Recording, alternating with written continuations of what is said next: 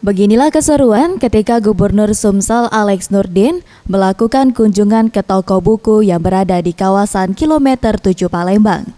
Selanjutnya dalam kunjungan ini, Gubernur Sumsel Alex Nurdin mengikuti meet and greet Aiswa Nahla, salah seorang balita yang mahir dalam bersolawat.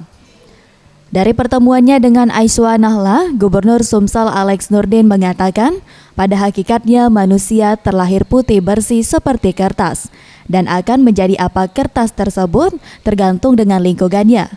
Dari kelebihan yang dimiliki Aiswa Nahla, dapat diambil pelajaran jika tidak ada manusia yang terlahir jahat, melainkan lingkungan yang mempengaruhi. Oleh sebab itu, diharapkan semua masyarakat di Sumsel dapat menciptakan lingkungan yang baik dan berbuat yang terbaik untuk bangsa.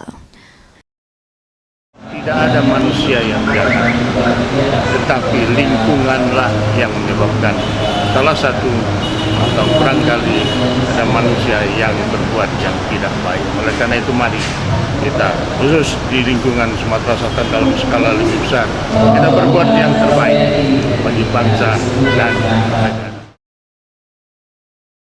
Usai melakukan meet and greet, Gubernur Sumsel Alex Nurdin juga menyempatkan diri untuk meninjau fasilitas toko buku, membaca koleksi buku di toko buku ini, hingga membeli beberapa buku agama.